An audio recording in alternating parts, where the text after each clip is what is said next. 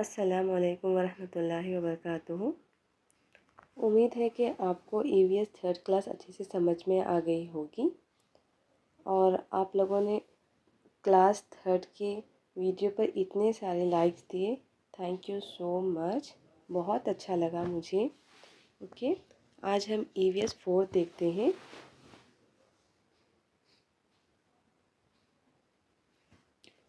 देखिए, EVS four में first lesson में इम्पोर्टेंट पॉइंट्स जो हैं ये इतना इम्पोर्टेंट नहीं है। मे बी अगर पूछ सका तो यहाँ से पूछ सकता है कि कौन सा प्लेयर कौन से खेल से ताल्लुक़ रखता है, तो इसलिए हम एक मरतबा इसको देख लेते हैं। देखिए, फ़र्स्ट कौन है ये? मेरी कॉम। ओके, मेरी कॉम का ताल्लुक़ कौन से खेल से है? मेरी कॉम का ताल्लुक़ है बॉक्सिंग से। ओके, नेक्स्ट है मिथाली राज। मिथाली राज का ताल्लुक़ है क्रिकेट से। और विश्वनाथ आनंद का ताल्लुक़ किससे है? चेस से। Saina Nehwal badminton. Sania Mirza tennis. Gagan Narang shooting. Karnam Malleswari weightlifting. और कोनीरो हैम्पी इसका ताल्लुक़ है चेस से। ओके, नेक्स्ट देखते हैं। नेक्स्ट देखिए, नेक्स्ट पॉइंट क्या है? ये भी उतना इम्पोर्टेंट नहीं है, लेकिन फिर भी देख लेना बेहतर होगा। ओके, हार और जीत खेल का एक हिस्सा समझकर एक दूसरे को मुबारकबाद पेश करना जज्बा खैर सगाली कहलाता है। क्या कहलाता है? गेम ख़त्म होने के बाद, क्रिकेट मैच ख़त्म होने के बाद खिलाड़ी एक दूसरे को मुबारकबाद पेश करते हैं, चाहे वो जीते हो या हारे हो। जो टीम हार चुकी होती है वो जीतने वाली टीम को विश करते हैं। ओके, तो इसको हम क्या कहेंगे? जज्बा खैर सगाली। ओके, खैर सगाली कहते हैं। ओके, नेक्स्ट देखते हैं। देखिए, नेक्स्ट पॉइंट है। देखिए, ये बहुत इम्पॉर्टेंट पॉइंट है। क्या आप जानते हैं कि आप जानते हैं कि हम जानवरों को ना कान के लिहाज से दो हिस्सों में दर्जबंद कर सकते हैं। जानवरों के कान अंदर और बाहर हो सकते हैं। ओके, जिन जानवरों के कान नज़र आते हैं, यानी जिनके कान बैरूनी तौर पर होते हैं, नज़र आते हैं, इनकी जिल्द पर बाल होते हैं। ओके, इनकी जिल्द पर बाल होते हैं और ऐसे जानवर बच्चे पैदा करते हैं। ओके, ये वेरी इम्पोर्टेंट पॉइंट है आपका। ऐसे जानवर जिनके कान बाहर नज़र आते हैं, उनके जिल्द पर बाल होते हैं और जानवर बच्चे पैदा करते हैं। ओके, नेक्स्ट देखिए, ऐसे जानवर जिनके कान नज़र नहीं आते, यानी उनके अंदरूनी कान होते हैं, उनकी जिल्द पर पाए जाते हैं। बाल नहीं पाए जाते, बल्कि पर पाए जाते हैं, या फिर जिल्द पर बाल होते हैं ना, पर होते हैं। ओके, ऐसे जानवर अंडे देते हैं। ठीक है, ऐसे जानवर क्या देते हैं? अंडे देते हैं। ओके, जानवरों की जिल्द और इनके कानों की खसूसियत की बिना पर हम कह सकते हैं कि वो बैज़ा है या बच्चाज़ा है। यानी उनके हम कानों की खसूसियत के हिसाब से कह सकते हैं कि जिसके कान बाहर होते हैं वो क्या है? बच्चाज़ा है, और जिनके कान अंदर होते हैं वो क्या है? बैज़ा है। अब बैज़ा और बच्चाज़ा किसे कहते हैं? देखिए, बैज़ा का मतलब क्या है? अंडे देने वाले जानवर। और जो बच्चे पैदा करते हैं वो कहलाते हैं बच्चाज़ा जानवर। ओके, बच्चाज़ा बैज़ाज़ा। अगर क्वेश्चन आपको आया जिनके कान बाहर नज़र आते हैं वो बैज़ाज़ा होते हैं या बच्चाज़ा होते हैं? क्या होते हैं वो? जिनके कान बाहर नज़र आते हैं वो क्या होते हैं? बच्चाज़ा होते हैं। ओके, यहाँ से क्वेश्चन किसी भी लिहाज से बन सकता है। ओके, 3-4 लिहाज से यहाँ पर क्वेश्चन बन सकता है। जैसे कि बच्चाज़ा के कान अंदर होते हैं या बाहर होते हैं, बैज़ाज़ा के कान बाहर होते हैं या अंदर होते हैं, और जिनके कान अंदर होते हैं वो बैज़ाज़ा होते हैं या बच्चाज़ा होते हैं। इस तरह से यहाँ से क्वेश्चन बनने के चांसेस रहते हैं। ओके, नेक्स्ट देखते हैं। यहाँ पर देखें, एक मरतबा फास्ट देख लेंगे हम। यहाँ पर कौन क्या है, यहाँ पर देखिए हिरन क्या है, इसके कान बाहर है तो इसके जिस्म पर क्या है, बाल है, और ये क्या बच्चे पैदा करती है। और यहाँ पर शेर है, सेम, ये भी सेम। ओके, ये भी क्या है, बच्चा जा। और क्या है यहाँ पर, ये बच्चा जा है, इसके कान बैरूनी है, इसके भी कान बैरूनी है, बच्चा जा है। और बाकी के सब यहाँ पर क्या है, बैजाजा है। ओके, ये सारे इनके कान देखिए, कान नज़र नहीं आ रहे, इसके भी कान नज़र नहीं आ रहे, इसके भी नहीं आ रहे, इसके भी नहीं आ रहे, इसके भी नहीं आ रहे, इसके भी नहीं आ रहे, इसके आ रहे, ये भी क्या है, बच्चा जा है। और इसके भी कान नज़र नहीं आ रहे, इसके भी कान नज़र नहीं आ रहे। ये जितने भी राइट है ये क्या है, बच्चा जा है, बाकी की यहाँ पर बैजाजा है। ओके, नेक्स्ट देखते हैं। नेक्स्ट क्वेश्चन है, कौन से जानवर मादूम हो चुके हैं। कौन से जानवर मादूम हो चुके हैं। मादूम जानवर का मतलब क्या, ऐसे जानवर जो इस दुनिया से ख़त्म हो चुके हैं, जो पहले रहते थे लेकिन अब आहिस्ता आहिस्ता इनकी नस्ल ख़त्म हो चुकी है, उन्हें हम कहेंगे मादूम जानवर। ओके, वो मादूम जानवर कौन से हैं, डायनासोर। ओके, कौन से हैं ये, डायनासोर। ओके, नेक्स्ट देखिए, हमारे मुल्क का कौमी जानवर कौन सा है। ओके, बहुत इजी सा क्वेश्चन है लेकिन बाज़ लोगों को मालूम नहीं होता, इसलिए मैं इंक्लूड कर दी इसको। ओके, कौन सा है वो, शेर। ओके, नेक्स्ट देखेंगे, कौन से जानवर झुंड की शक्ल में अपनी ज़िंदगी गुजारते हैं। ओके, ये 4th क्लास का क्वेश्चन है, ये सारी बुक 4th क्लास की ही है ना। तो यहाँ पर देखें, कौन से जानवर झुंड की शक्ल में ज़िंदगी गुजारते हैं। जंगलों में ज़िंदगी कौन गुजारते हैं, यहाँ पर हाथी। ओके, हाथी झुंड की शक्ल में ज़िंदगी गुजारते हैं। इनके अलावा और भी जानवर हैं जो झुंड की शक्ल में ज़िंदगी गुजारते हैं, लेकिन हाथियों से रिलेटेड यहाँ पर कुछ इंपॉर्टेंट पॉइंट्स हैं जो कि नोट करना ज़रूरी है। देखिए, जंगलों में ज़िंदगी गुजारने वाले हाथी झुंड की शक्ल में रहते हैं। एक झुंड में तकरीबन 10 से 12 हाथी और इनके बच्चे रहते हैं। ओके, इनमें अक्सरियत मादा हाथियों की होती है। जो झुंड में रहते वो मादा हाथी होते हैं। मादा हाथी मीन्स फीमेल हाथी रहते। ओके, नर हाथी 15 साल की उम्र तक झुंड की शक्ल में रहते हैं और 15 साल की उम्र के बाद वो झुंड से अलहदा हो जाते हैं। ओके, ये बात इम्पॉर्टेंट है यहाँ पर कि 15 साल के जो भी मेल हाथी होते हैं वो 15 साल के रह तक एज ए बच्चे के ऐसा वो ग्रुप में रहते, उसके बाद 15 साल के बाद वो झुंड से अलग हो जाते हैं। तो झुंड में कौन रहते हैं, फीमेल हाथी, और उसके अंदर कौन रहते हैं, 15 साल तक के हाथी के बच्चे रहते। ओके, आम तौर पर इस झुंड की रहबरी कौन करती है, बड़ी उम्र की हथनी करती है, मीन्स फीमेल हाथी करती है। Okay, okay, each and every point अच्छे से पढ़िए, यहाँ से कौन सा भी क्वेश्चन बन सकता है। ओके, नेक्स्ट देखते हैं।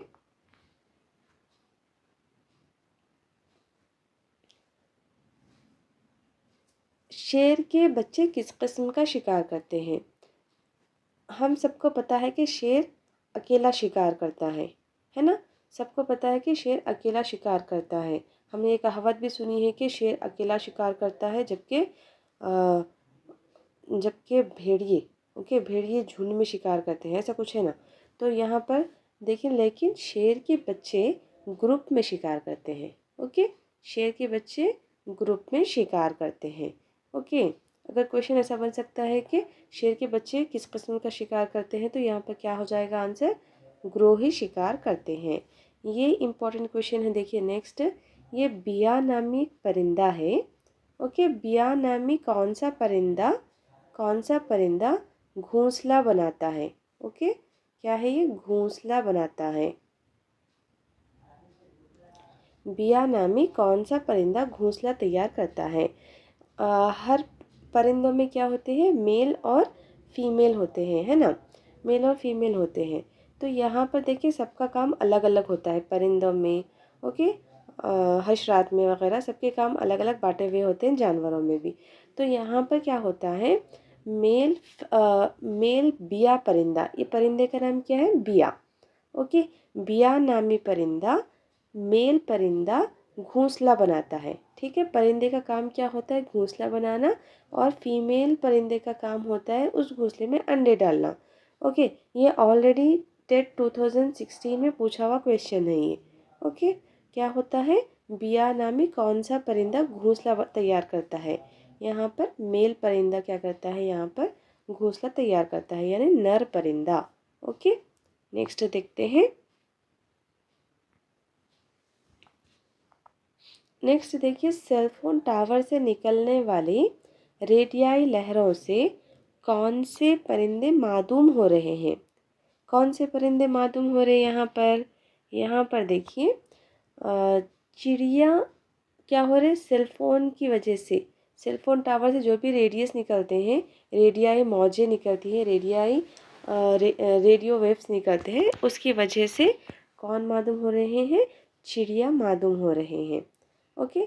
नेक्स्ट क्वेश्चन देखिए, डिकोरी, डिकोरी मीन्स ये वाले जो दिखाई दे रहे हैं ना, इस तरह से चींटी की तरह होते हैं, तो इनका नाम है डिकोरी, ओके। हम में भी इसको बरड़ बोलते हैं ना। तो डिकोरी का घर क्या कहलाता है, ओके। सिंपल सा क्वेश्चन है, लेकिन ईवीएस में इसी तरह के क्वेश्चन पूछे जाते हैं, और फोर्थ और फिफ्थ क्लास से बहुत ज़्यादा क्वेश्चन पूछे जाते हैं। फोर्थ और फिफ्थ क्लास को बहुत अच्छे से पढ़ना है, एक भी पॉइंट नहीं छोड़ना है, ओके। तो देखिए क्या है यहाँ पर, डिकोरी का घर क्या कहलाता है, डिकोरी का घर घरौंदा कहलाता है, ओके। डिकोरी का घर घरौंदा कहलाता है, और इसका सबसे इम्पोर्टेंट पॉइंट क्या है देखिए, और सिर्फ मादा डिकोरिया ही घर बनाती है, ओके। यहाँ पर घर कौन बना रहे, जिस तरह से क्वेश्चन पहले पूछा गया था ना 2016 में, बिया परिंदा, कौन सा परिंदा घर बनाता है, तो वहाँ पर क्या था, नर परिंदा। तो यहाँ पे अगर इस तरह से क्वेश्चन पूछा गया कि कौन सी डिकोरी घर बनाती है, नर या मादा, तो यहाँ पर हम कंफ्यूज हो जाते हैं कि यूजुअली मादा डिकोरी ही बनाती होंगी बोल के, नर डिकोरी बनाती होंगी बोल के, ओके। तो यहाँ पर क्या आएगा, यहाँ पर मादा डिकोरी घर बनाती है, ठीक है। यहाँ पर कौन बना है, मादा, यानी फीमेल डिकोरी घर बनाती है, ओके। नेक्स्ट देखिए, आई थिंक आप लोग इस परिंदे को जानते होंगे, ओके। ये परिंदा क्या है, तेलंगाना, तेलंगाना का रियासती परिंदा कौन सा है, ओके। तेलंगाना का रियासती परिंदा कौन सा है, इसका नाम है नीलकंठ, क्या है इसका नाम, नीलकंठ पाला पिट्टा, ओके। ये क्वेश्चन भी ऑलरेडी टेट में आया हुआ है, ओके। पाला पिट्टा नीलकंठ तेलंगाना का रियासती परिंदा है। दशहरा त्यौहार के रोज़ नीलकंठ को देखना तेलंगाना की तहजीब व तमद्दुन का हिस्सा है। बाज़ लोग नीलकंठ को देखने को खुशहाली और खुशबख्ती समझते हैं। ये एक नादर परिंदा है, ओके। ये नाम अच्छे से याद रखना चाहिए कि नीलकंठ या फिर पाला पिट्टा, दो में से कौन सा भी ऑप्शन पूछ सकता है, ओके। नीलकंठ उर्दू का नाम है और पाला पिट्टा तेलुगु में नाम है। नेक्स्ट देखते हैं। नेक्स्ट देखिए, ये भी इम्पोर्टेंट क्वेश्चन है, फोर्थ क्लास फिफ्थ क्लास के सारे इम्पोर्टेंट क्वेश्चन है। इतना छोटा सा छोटा पॉइंट भी रहा ना तो उसे भी पढ़ना बेहद ज़रूरी है, क्वेश्चन फोर्थ फिफ्थ में से बहुत आते हैं, ओके। देखिए नेक्स्ट क्या है, इल्मुल तयूर किसे कहते हैं, ओके। इल्म तयूर किसे कहते हैं, और माहिर इल्म तयूर कौन है। तयूर के माने हैं परिंदे के, ओके। इल्म तयूर मतलब परिंदों के बारे में साइंसी मुतालिया करना, ओके। परिंदों के बारे में साइंसी मुतालिया करना क्या कहलाता है, इल्मुल तयूर कहलाता है, ओके। इल्मुल तयूर कहलाता है, ठीक है। फिर से अच्छे से याद रखें इसकी, इल्मुल तयूर का मतलब है, तयूर का माने है परिंदा, इल्मुल तयूर मतलब परिंदों के बारे में साइंसी मुतालिया करना इल्मुल तयूर कहलाता है। और इसके माहिर इल्म तयूर कौन है, माहिर इल्म तयूर सालिम अली है, ओके। इनका नाम है सालिम अली, और ये ना सिर्फ इंडिया के बल्कि दुनिया भर के मशहूर इल्मुल तयूर है ये। ओके, इन्हें बर्डमैन भी कहा जाता है। ओके, डॉक्टर सालिम अली, जिन्होंने परिंदों के बारे में काफ़ी साइंसी मुतालिया किया, हिंदुस्तान के मशहूर माहिर इल्मुल तयूर हैं। इन्होंने परिंदों के बारे में बहुत तहकीकात किया और किताबें लिखी। इन कारनामों के बैनुल-अक़वामी तौर पर तस्लीम कर लिया गया। इन्होंने कई अवार्ड्स हासिल किए हैं। ओके, नेक्स्ट देखते हैं। नेक्स्ट देखिए, चींटियों के कौन से किस्में होते हैं।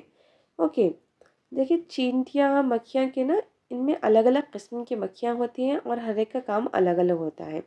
ओके, तो चींटियों की ना 4 किस्में होती हैं। ओके, चींटियाँ ग्रुप में ज़िंदगी गुजारती और अलग अलग किस्म की चींटियाँ रहती, और ये अलग अलग किस्म की चींटियाँ अपना काम अलग अलग करती हैं। तो इनमें देखिए चींटियाँ मिसाली समाजी जानवर है। ओके, मिसाली समाजी जानवर कौन है, यहाँ पर चींटियाँ हैं। इनके ग्रुप में नज़्म ज़ब्त और काम करने की तक़सीम होती है। यहाँ पर क्या होती है, इनकी काम करने की तक़सीम होती है इनकी। ओके, इनके ग्रुप में कौन कौन सी चींटियाँ होती हैं। इनके ग्रुप में रानी चींटियाँ, ओके, अच्छे से पॉइंट डाउन कीजिए। रानी चींटियाँ, नर चींटियाँ और मज़दूर चींटियाँ होती हैं। ओके, 3 ही किस्म की चींटियाँ होती हैं। कितनी होती हैं, 3। ओके, रानी चींटियाँ, नर चींटियाँ और मज़दूर चींटियाँ।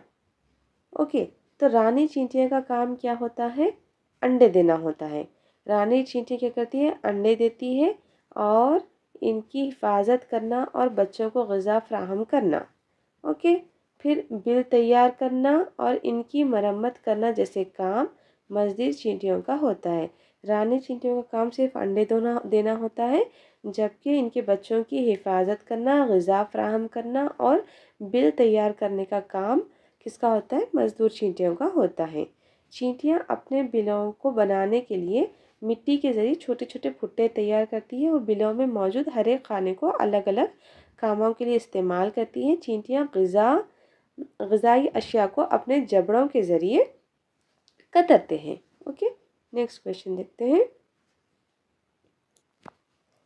चींटी ग़िज़ा की तलाश के लिए चींटी ग़िज़ा की तलाश किसकी मदद से करती है, यानी कौन से जिस्म की हिस्सा है उसका, उससे, जैसे कि हम नाक से महसूस कर सकते हैं कि ग़िज़ा कहाँ पर रखी हुई है। सबका ढूंढने का अलग अलग तरीक़ा रहता है ना। बिल्ली का है, ढूंढ के स्मेल करके वो सूंघ लेती कि ग़िज़ा कहाँ पर रखी हुई है। तो ये चींटियाँ किस तरह से अपनी ग़िज़ा की तलाश करते हैं, तो ये लोग किससे करेंगे, ये मुहास के ज़रिए। ओके, किसके ज़रिए, मुहास के ज़रिए। मुहासे किसे कहेंगे, मुहासे मतलब एंटीना। ये जो चींटी के सामने के ये जो 2 होते हैं ना, ये वाले, ओके, इसे हम क्या कहेंगे, एंटीना।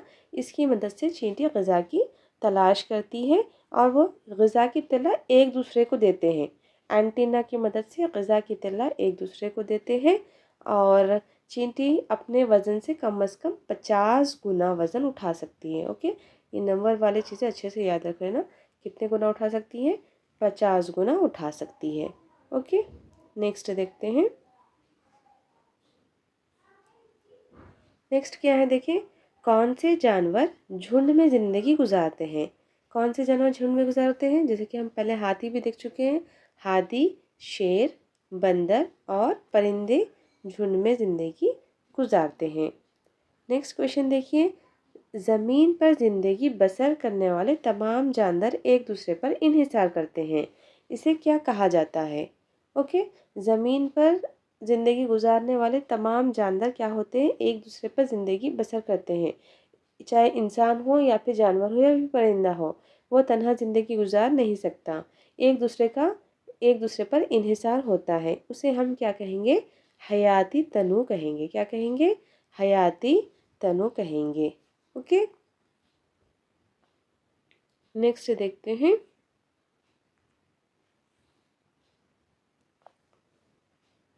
खतरे से 2-4 अनवा कौन से हैं, very important question. Okay, very important, already पूछा गया हुआ क्वेश्चन है। कौन कौन से हैं, खतरे से 2-4 अनवा कौन से हैं। शेर, बब्बर और चीता। 2016 में ऐसा क्वेश्चन पूछ लिया गया था जिसको मैं भी रॉन्ग करके आई। ठीक है, खतरे से दो चार अनवा कौन से हैं? तो यह क्वेश्चन क्या पूछा था, खतरे से, इनमें से खतरे से दो चार अनवा कौन से नहीं है। कौन से नहीं है मतलब इसको हम ऐसा पढ़ लेते कि खतरे से दो चार अनवा तो शेर है। सबसे पहले तो कौन क्या कम है अपने पास ज़्यादा, शेर कम है। तो यहाँ पर अपने बुक में 4th क्लास की बुक में ये 3 चीज़ें दे दी गई थी। तो यहाँ पर वो क्या ऐड कर दिया था, एक और लोमड़ी ऐड कर दिया। तो कौन सी नहीं है वो, तो यहाँ पे पहले शेर दिखते ही शेर को टिक कर दिए। ओके, शेर वहाँ पे नहीं पे ऑब्जर्व नहीं करके क्या कर दिया, यहाँ पर शेर को टिक कर दिए थे। ठीक है, इसलिए ना क्वेश्चन को अच्छे से पढ़ना है। ठीक है, हम जो चीज़ें अच्छे से पढ़ लेते हैं ना वहीं पे मिस्टेक कर देते हैं हम। क्या समझ जाते, ये तो पढ़े हुआ है ना बोल के जल्दी से टिक कर देते। तो यहाँ पर क्या है, नहीं है। तो वहाँ पर आंसर करेक्ट लोमड़ी था, लेकिन यहाँ पर करेक्ट क्या है, यहाँ पर कौन कौन है यहाँ पर खतरे से दो चार, अच्छे से याद रखिए कि शेर, बब्बर और चीता ये खतरे से दो चार अनवा है। ओके, नेक्स्ट देखते हैं, ऐसी जगह जहाँ खतरे से दो चार अनवा, ओके, खतरे से दो चार अनवा का तहफ़्फ़ुज़ किया जाता है उसे क्या कहा जाता है? ओके, उसे क्या कहा जाता है, सेंचुरी कहा जाता है। स्पेशली सेंचुरीज़ में क्या करते हैं, हम बर्ड्स की हिफाजत करते हैं। और एक नेशनल पार्क्स भी होते हैं। Okay, national parks, national parks, okay, national parks और सेंचुरीज़ में हम क्या करते हैं, जानवरों की हिफाजत करते हैं जो खतरे से दो चार अनवा है। इनके अंदर उन्हें रख के उनकी तादाद को बढ़ाया जाता है। ओके, ताकि फ्यूचर में वो मादूम ना हो जाए। तो इसलिए ये कौन काम करती है, ये हुकूमत काम करती है। तो ये स्पेशली नेशनल पार्क्स में सभी जगह यहाँ पर भी जानवर होते हैं, यहाँ पर भी जानवर और परिंदे दोनों जगह दोनों होते हैं। लेकिन सेंचुरीज़ में ज़्यादा बर्ड्स के लिए यूज़ किया जाता है वर्ड, और नेशनल पार्क्स में ज़्यादा जानवर यूज़ किए जाते हैं, ज़्यादा जानवर पाले जाते हैं। ओके, नेक्स्ट देखते हैं। नेक्स्ट देखिए, ये भी इम्पॉर्टेंट है, यहाँ से भी ऑलरेडी क्वेश्चन आया हुआ है, गौर से देखिए यहाँ पर भी। तुराई, करेला और चमेली के तने नाजुक होने की वजह से वो ज़मीन पर फैलते हैं या किसी दरख्त या सहारे की मदद से नमो पाते हैं। तो इन्हें हम क्या कहेंगे, बेलें। ओके, बेलें तो नॉर्मल चीज़ें हम सबको समझ में आ गई। लेकिन यहाँ पर टिपिकल क्या था, यहाँ पर गेंदा, मिर्ची और गुलाब। देखिए इतना बारीकी से क्वेश्चन बनाते हैं लोग। ओके, गेंदा, मिर्च या फिर गुलाब के तनों पर एक साथ शाखें फूटती है, इन्हें हम पौधे या फिर झाड़ियाँ कहते हैं। यहाँ से क्वेश्चन लिया गया था। तो इसीलिए क्लास वाइज देखिए वीडियो लंबा होता जा रहा है। ओके, बट आपको टाइम देना है। आपको ना ये वीडियो देखने के बाद कोई और बुक पढ़ने की ज़रूरत ही नहीं है। मैं पूरे छोटे से छोटे, बारीक से बारीक सारे पॉइंट्स यहाँ पर कवर कर ले रही हूँ। ओके, तो आपको दूसरा और ना तो वीडियो देखने की ज़रूरत है, ना तो आपको बुक भी पढ़ने की ज़रूरत नहीं है। ओके, सारे के सारे पॉइंट्स मैं यहाँ पर कवर कर ले रही हूँ। इसलिए वीडियो अगर लंबा भी हो जाए तो आप मुकम्मल इसे देखें, पॉइंट्स ना छोड़ें। ओके, देखिए यहाँ पर कितना कितना डीप में, कितना छोटे छोटे पैराग्राफ से यहाँ पर क्वेश्चन निकाले, देखो ये लोग। ओके, तो यहाँ पर क्या आया था, गुलाब किस किस्म का पौधा है। ओके, झाड़ी है या फिर पौधा है या फिर पेड़ है, इस तरह से क्वेश्चन आया था कुछ। तो अपना आंसर क्या होगा यहाँ पे, गेंदा, मिर्च और गुलाब। मे भी यहाँ से डीएससी में भी क्वेश्चन आया था। ओके, इट मीन्स टीआरटी में। गेंदा, मिर्च और गुलाब, ये 3 चीज़ें अच्छी याद रखना है अपने को। गेंदा, मिर्च और गुलाब ये तीनों झाड़ियों की मिसाल है। किसकी मिसाल है ये, झाड़ियों की। क्योंकि बेलों की मिसाल हम सबको समझ में आती है, लेकिन झाड़ियाँ किसको बोलते हैं अपने को ये मालूम नहीं है। ओके, और दरख्त भी बोलते हमें समझ में आया था। ओके, तो बेल, झाड़ी, दरख्त, 3 किस्म की दर्जेबंदी की गई प्लांट्स की। ऐसे तो अलग अलग दर्जेबंदी अलग अलग किस्म की है, लेकिन इस बुक में जो यहाँ पर बेसिक दी गई वो क्या है, herbs, शब्स and trees. Herbs means पौधे, झाड़ियाँ और दरख्त। तो यहाँ पर क्या आएगा, यहाँ पर ये तो बेलें हो गई, ये तीनों क्या में किसके अंदर आएंगे? ये झाड़ियों के अंदर आएगी। वेरी इंपॉर्टेंट है ये। ओके। इमली, आम, पीपल का तना बहुत बड़ा ताकतवर होता है, जिसकी वजह से हम इनसे लकड़ी और चोबीना हासिल करते हैं। ओके। हमें चोबीना किससे हासिल होता है? हमें चोबीना दरख्तों से हासिल होता है। ओके। दरख्तों से कौन से? इमली, आम, पीपल का तना, जैसे बड़े बड़े दरख्त होते हैं ना, उनसे हमें क्या हासिल होता है? चोबीना हासिल होता है। चोबीना मीन्स लकड़ी, लकड़ी और चोबीना हासिल होता है। ये छाँव भी देते हैं, ये दरख्त कहलाते हैं। बेलों, झाड़ियों और दरख्तों के बारे में आप जान चुके हैं, और हर कोई और हर एक की दो मिसालें लिखिए। ये छोड़ दें, उसके बाद नेक्स्ट देखते हैं।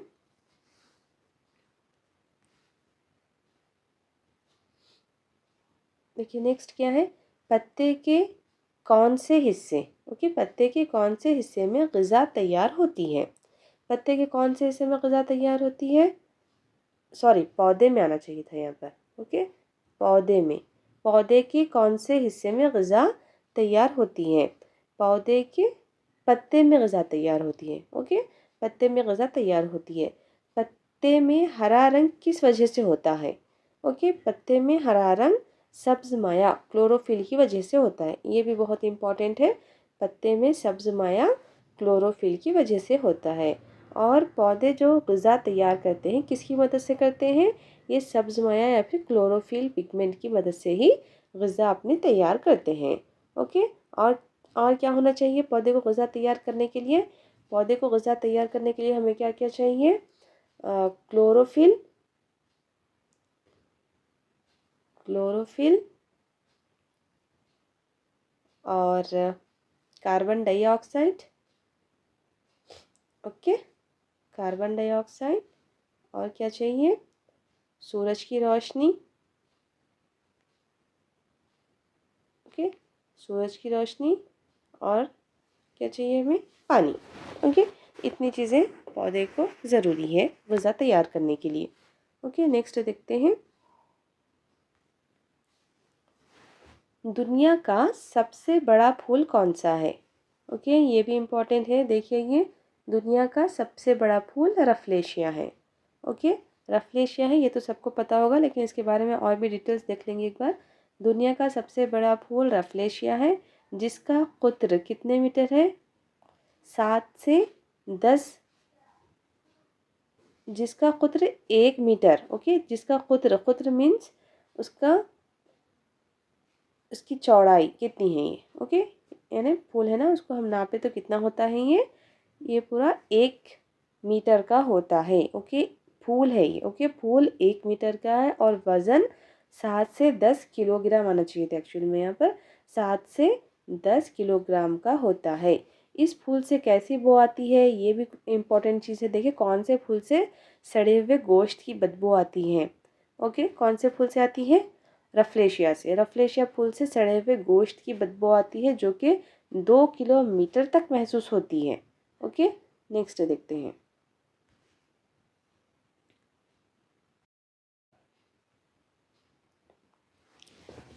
नेक्स्ट देखिए, यहाँ पर ना फूल के डिफरेंट डिफरेंट किस्में दी हुई हैं। ये ना थोड़ा डिफरेंट किस्म के फूल हैं, जिसके ना आप नाम ये नहीं समझ सकते फ्लावर का नेम है। ओके। तो इसलिए अगर क्वेश्चन में दिया गया कि दिए हुए नेम्स में से कौन सा फ्लावर का नेम है, तो यहाँ पर अगर इस तरह का क्वेश्चन आ गया तो क्या देखें क्या क्या है यहाँ पर? फ्लेसीफ्लोरा, बॉटल ब्रश और बर्ड ऑफ पैराडाइज। ये बर्ड, तो ये क्या है? फ्लावर्स के नेम है। तो यहाँ पर देखिए फेसिफ्लोरा, फिर भी समझ में आया कि फ्लावर का नेम है। बॉटल ब्रश, हमने क्योंकि ये बॉटल ब्रश के जैसा फ्लावर है इसलिए इसका नाम बॉटल ब्रश है। हम गेस भी नहीं कर सकते कि बॉटल ब्रश एक फ्लावर का नाम भी हो सकता है एग्ज़ाम में। ओके। फिर यहाँ पर देखिए बर्ड ऑफ पैराडाइज, ऐसा लग रहा है कि कोई होटल का नेम है, लेकिन ये क्या है? ये एक बर्ड का नेम है। ओके। तो यहाँ पर हमें मुश्किल नहीं होना चाहिए कि किसी भी जगह से अगर आपको क्वेश्चन पूछा गया तो आप उसे हर क्वेश्चन को अटेम्प्ट करने के अपन काबिल रहना। ओके। नेक्स्ट देखिए। नेक्स्ट क्या है? कौन से पौधे के बीज छोटे होते हैं? यहाँ पर देखिए कौन से पौधे के बीज छोटे होते हैं? आम, नारियल या फिर बरगद के? तो यहाँ पर देखें बरगद का पेड़ सबसे बड़ा पेड़ है यहाँ पर। ओके। आम के पेड़ से, नारियल के पेड़ से और कई पौधों से बरगद का पेड़ बहुत बड़ा होता है। लेकिन क्या होता है, यहाँ पर प्लांट और बीज के प्लांट्स के बीच में, प्लांट्स की हाइट्स के बीच में और उनके बीजों के बीच में कोई भी सिमिलैरिटी नहीं रहती। ओके, यहाँ पर बरगद का पेड़ इतना बड़ा है इसका, लेकिन इसके बीज कैसे होते हैं, बहुत छोटे छोटे होते हैं। जबकि नारियल का प्लांट कैसा है, छोटा है, लेकिन इसके बीज कैसे हैं, बहुत बड़े बड़े हैं। ओके, तो यहाँ पर देखिए बरगद के बीज कैसे होते हैं, छोटे हैं। इस तरह से तो क्वेश्चन नहीं बनता, लेकिन फिर भी ये चीज़ें मालूम होनी चाहिए। अगर पूछ लिया गया तो भी मुश्किल नहीं होना चाहिए। ओके, तो यहाँ पर देखें ये क्वेश्चन बन सकता है कि नारियल का जो बीज होता है किस किस्म का होता है। नारियल का बीज किस किस्म का होता है, खौलदार होता है। ओके, नारियल का बीज खौलदार होता है। ओके, नेक्स्ट देखते हैं। बीजों को तनबियत पाने के लिए किन चीज़ों की ज़रूरत होती है, यानी बीज को एक प्लांट में चेंज होने के लिए कौन सी चीज़ों की ज़रूरत होती है, हवा, पानी और सूरज की रोशनी। जब ये चीज़ें से मिल जाती है तो एक बीज प्लांट में ग्रो होने लगता है। Okay, as a plant grow होने लगता है। नेक्स्ट देखते हैं। ये देखिए कौन से बीज गेहूं के साथ हमारे मुल्क आ गए। ओके, ये इंपॉर्टेंट क्वेश्चन है। देखिए पार्थनियम। ओके, पार्थनियम क्या है, एक ऐसा प्लांट है जो कि अपने पास गलियों में जहाँ भी खाली जगह होती है ये उग जाता है। आप सबने देखा होगा पार्थनियम। ओके, जब अमेरिका से हमारे मुल्क को गेहूं दरामद की गई, यानी जब अमेरिका से गेहूं लाया गया तो उस गेहूं के साथ वीट पार्थनियम के बीज भी इसके साथ आ गए। ठीक है, ये हमारा इंडिया का प्लांट नहीं होता। ठीक है, यहाँ का प्लांट नहीं है ये अमेरिका का प्लांट है जो कि बीजों के साथ गेहूं के बीजों के साथ हमारे पास आ गया। और इसका नाम क्या है, पार्थनियम। पार्थनियम का एक और नाम क्या है, कांग्रेस वीड भी कहा जाता है इसको। ये सड़कों के किनारे में अतराफ अकनाफ में खाली जगहों पर और खेतों वगैरह में उगता है। और इससे हमें क्या प्रॉब्लम होती है, ये क्या है, अच्छा प्लांट नहीं है। ये प्लांट क्या है, डेंजरस है।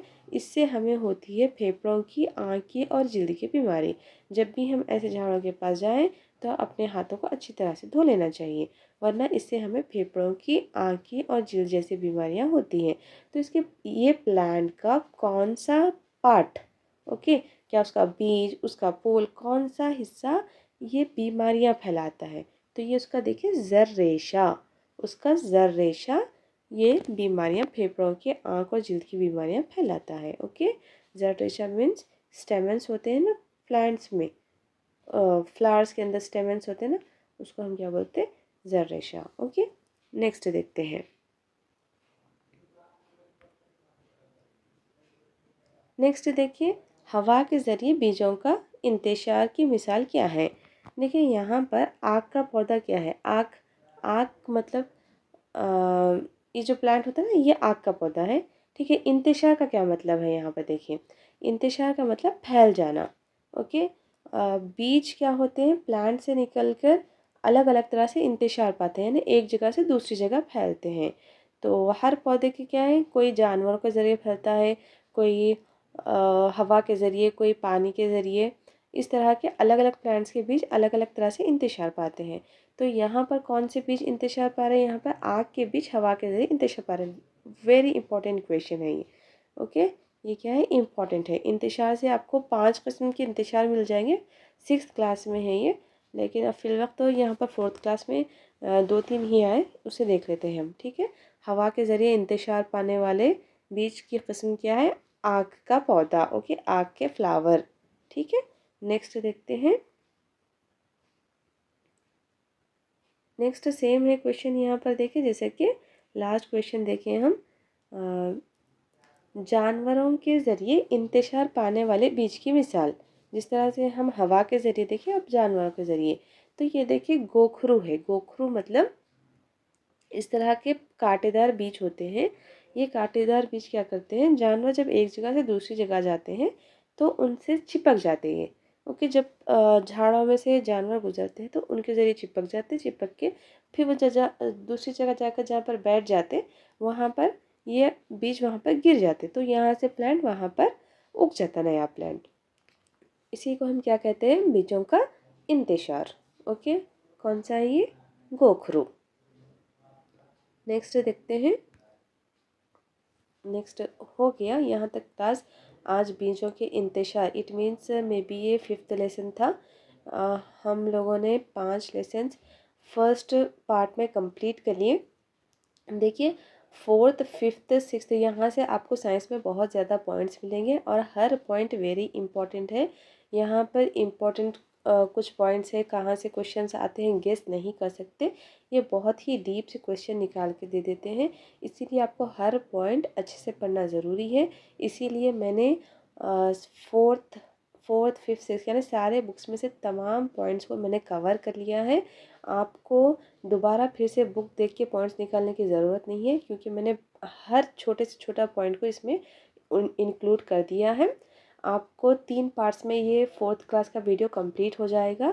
इंशाल्लाह सेकेंड वीडियो आपको कल मिल जाएगा।